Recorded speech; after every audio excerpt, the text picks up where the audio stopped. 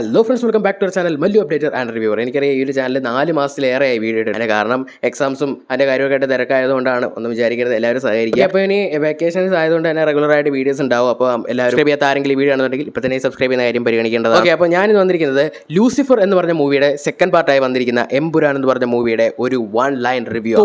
Lucifer എന്ന മൂവിയോട് 100% നീതി പുലർത്തുന്ന ഒരു മൂവി ആയിട്ടാണ് എംപുരാൻ എന്ന മൂവിയെ എനിക്ക് പേഴ്സണലി ഒരുപാടധികം ഡീഗ്രേഡിങ്സ് നടന്നുകൊണ്ടിരിക്കുന്ന സമയത്ത് തന്നെയാണ് ഞാൻ ഈ സിനിമ കാണാനായിട്ട് ഇടയായത്. കണ്ടതിന് ശേഷം എനിക്ക് മനസ്സിലാക്കാൻ സാധിച്ച കാര്യങ്ങൾ എന്താണെന്ന് വെച്ചാൽ, ഇത് മലയാള ഫിലിം ഇൻഡസ്ട്രിയിൽ നിങ്ങൾ സാധാരണയായിട്ട് എക്സ്പെക്ട് ചെയ്യുന്ന തരത്തിലുള്ള ഒരു സിനിമ അല്ല. Yes, you heard it right. ഇത് നമ്മൾ സാധാരണ കണ്ടുവരുന്ന ഒരു മലയാളം ഫിലിം ഇൻഡസ്ട്രിയിൽ നിന്ന് വരുന്ന പോലത്തെ ഒരു ക്ലാസിക് മൂവി അല്ല. ഇതൊരു ഹോളിവുഡ് ലെവൽ മേക്കിങ്ങിലൂടെ വരുന്ന ഒരു കിടിലൻ ഹോളിവുഡ് ടൈപ്പ് ആയിട്ടുള്ള ഒരു മൂവി ആയിട്ടാണ് എനിക്ക് പേഴ്സണലി അനുഭവപ്പെട്ടത്.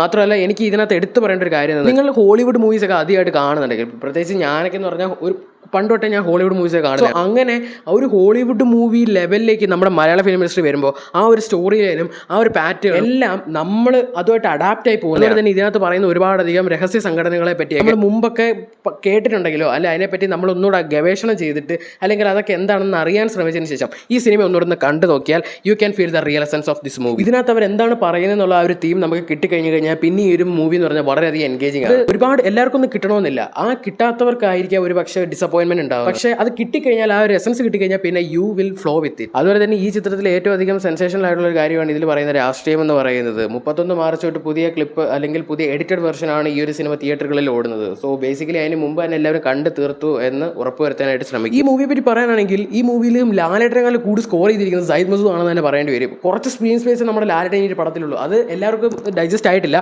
ബട്ട് മൂവി എസൻസ് ഒരു മൂവി ലവറായിട്ട് നമ്മൾ നോക്കുന്ന സമയത്ത്, ഇതൊരു മൂവിയായിട്ട് കാണുന്ന സമയത്ത് നമുക്ക് അത് അക്സെപ്റ്റ് ചെയ്യാവുന്നതേ ഉള്ളൂ. L3 ഒരു ലീഡ് വെച്ചിട്ടാണ് ഈ ഒരു മൂവി അവസാനിക്കുന്നത്. നമ്മളെല്ലാവരുടെയും ഗസ്സിനും ചോദ്യങ്ങൾക്കുള്ള ഉത്തരമൊക്കെ തന്നിട്ടാണ് ഈ ഒരു സിനിമ അവസാനിക്കുന്നത്. So anyway, waiting for L3. ഇനി എന്താണ് അതിൽ ചെയ്ത് വെച്ചിരിക്കുന്നത് കാണാൻ വേണ്ടിയിട്ട് ഈഗർലി വെയിറ്റിംഗ് ആണ്. വരുന്നിടെ ഈ ഒരു മൂവിയുടെ തന്നെ ഒരു സ്പോയിലഡ് എക്സ്പ്ലനേഷൻ ചെയ്യാൻ പ്ലാൻ ഉണ്ട്. സോ നമുക്ക് പോയി ബൈ.